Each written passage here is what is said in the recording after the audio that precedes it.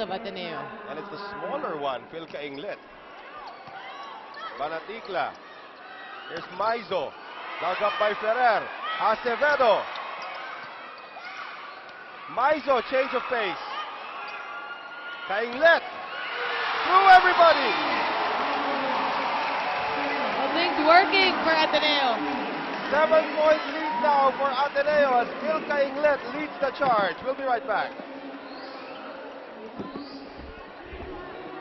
Our PLDT Watchpad score right now, 16-9. Ateneo up here in set number 3. Some set highlights right now featuring the heroics of some of the youngsters para dito sa kupunan ng Ateneo. As we can see, Phil Cainglet has really found a way to get involved on defense. And now on offense, she makes her presence felt. And that segues us, of course, to our Shakey's face of the day. 15-year-old Leandria Noliora from Binangonan, Rizal. Uy, ka-region ko, ka-probinsya ko. And she is our Shakey's face of the day. 15 years old, huh? Imagine that. And a volleyball player, I guess, at that. Could be. Aiza Maizo is a very mean volleyball player, and she gets UST into double figures right now. So 16-10. Well, USD find themselves playing catch-up. Here's Sontaya. Ferrer. Tipped over by Soriano. Banatikla. Rejected by Soriano.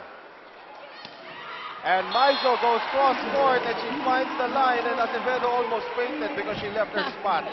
That's right. A tough angle for Aiza Maizo, but she finds that hole. A lefty can do it. Carolino comes back into the game. Banatikla sits down and the crowd will cheer the re-entry of Michelle Carolino. And if it's one family pizza, it's gotta be Shakey's. Well, no signs in letting Mary Jean Balse come into this match. Cainglet is rejected at the door by Maizo. Yung papasok ka na biglang naslam yung pintuan at natamaan pa yung ilong mo. Ganun ang pakiramdam nun.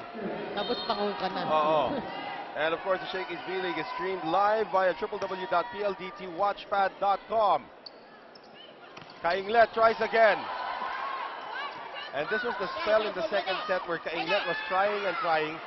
It was not successful. Hervasio was reinserted into the lineup. Soriano not able to stop Carolino. Well, we're speaking about spark plugs for squad. Michelle Carolino, good entry. Timeout Ateneo. Let's